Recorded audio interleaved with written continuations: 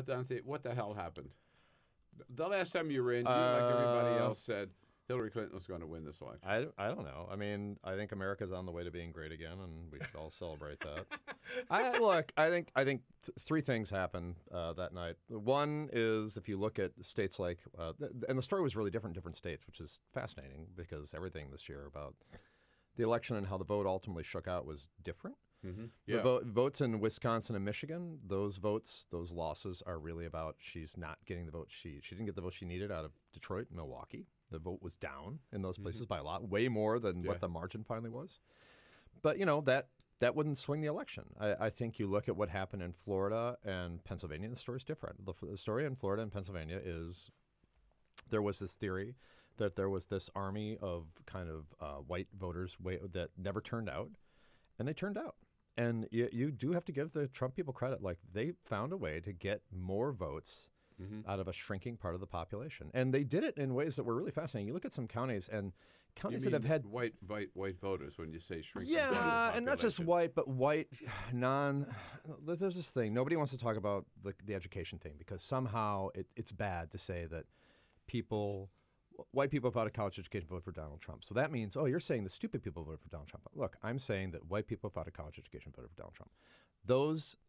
That segment of the population is more exposed to what's happening economically and globalism.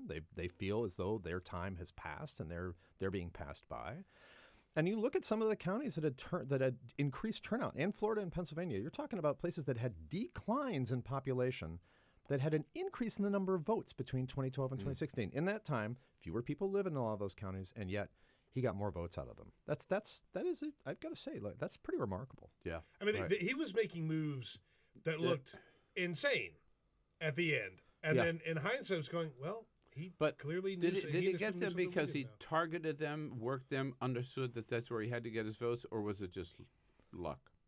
Well, I'm sure they're going to say it's targeting and genius. Yeah, right. But I mean, I will say that there was, if you look at even where he held his rallies, and this is a year ago now, I was at the Journal, and we were looking at where he's holding his rallies, and I was talking to some people I work with there, and I was like, this is really fascinating. The places he's going, if you look at the specific places he's going, lots of white people, not a lot of college degrees, and they've been struggling economically. And it was even in Massachusetts, because he wouldn't go to New Hampshire. He would go just south of New Hampshire, like Lowell and places like this. Yeah. And it was fascinating because he's in the media market. He gets to have some of the message in Massachusetts, so it bleeds over into New Hampshire. And he did that over and over again. He went to suburban, I think, Harrisburg when he was in Pennsylvania. In Michigan, he was going to, he went to Warren and Macomb County. That is the third element I will say of the story is that he did flip a lot of blue-collar voters. So I have this type in the American Communities Project I run called middle suburbs. And those middle suburbs tend to be whiter than America, not quite as well educated, almost average, completely average household income, true median household income. And he swung the vote in those places. Romney won those places by 2 points. He won them by 14. And what are those places? Well, they're Macomb County in Michigan. They're Lackawanna and Luzerne County in Pennsylvania. So the three things that happened, he swung blue-collar voters. He brought out this army of kind of rural white voters that people didn't know if they existed. And then she did not get the vote she needed in some states out of I really do think out of the African-American population because it's the big cities. I mean, Milwaukee, Detroit, those are the centers. And also in Michigan, not just Detroit, but in Flint, in Genesee County, Wayne County. She didn't get the number she needed to hit. So how do you square the fact that Hillary Clinton won the popular vote by 3 million and he won the electoral vote? Is it because they realize the popular vote, the Trump campaign, the popular vote doesn't matter, and so we're just going to focus on those electoral votes? I think that's part of it. I really do think when you look at the Electoral College Map and the popular vote, we're at a point now where I was talking to Chuck actually a couple weeks ago at Meet the Press about this. We're at a point now where I don't know when Republicans are going to win the popular vote again in a presidential race, and I don't know if they need to. I mean, because you're talking about clearly they didn't this year. There are four states. There are 4 states with more than 20 electoral votes: California, New York, Texas, Florida. 6: California, New York, Texas, Florida, Pennsylvania, Illinois. Okay, so 3 of those states aren't just Democratic; they are double-digit Democratic for the last 5-6 elections. California, New York, Illinois. win them by double digits. Florida is always razor thin.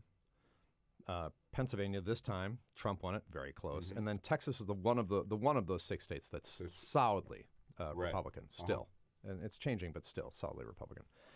So if those are your 6 most populous states, and you're winning states like California and New York by just massive margins, and these other states are close, then look.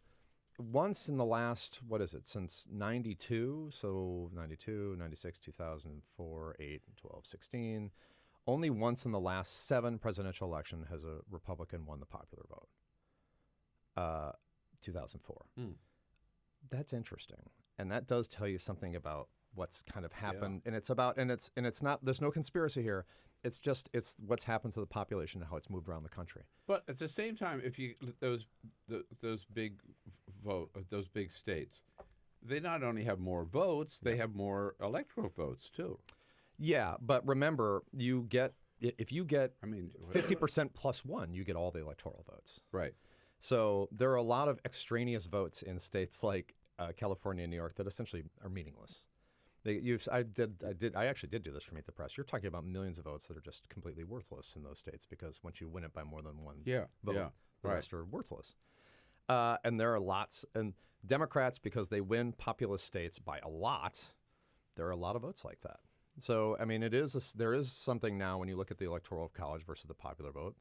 It's not rigged, but the reality is we have spread ourselves around the country in such a way where it is the Electoral College is where the Republicans kind of have to go to win, and the Democrats can win the popular vote a lot. It's interesting how the response, the rebuttal from the Trump people on, well, you lost the popular vote by almost 3 million votes is, well, if you take away California. Yeah, well, that's I saw that yesterday. But I see that a lot from the Trump people. It was just like, come on, guys. California still counts as a state. You might not like it. Well, I mean, it's also the biggest state. I mean, you can't just start eliminating states. Right, I mean, that aren't favorable to you. All right, well, then let's pull away the electoral. Let's, North Dakota, South Dakota, Wyoming, they should have fewer electoral votes. Right. It just gets ridiculous. I mean, you can't do that. You can't do it. And so it's when I look at it, right now, Democrats are going to do well in the popular vote. The electoral vote, I don't know if it was genius on their part, but I think it is very much on. Look, if you looked at the 2012 map, what do they need to do? They needed to flip Ohio, Florida, and Pennsylvania. They flipped those 3 states. They won it, right? They flipped those, plus Michigan, Wisconsin. That's a tough mountain to climb in terms of the Electoral College. Well, I'm tempted to say that the lesson there is that Democrats ought to focus less on California or less on New York and more on the Rust Belt states.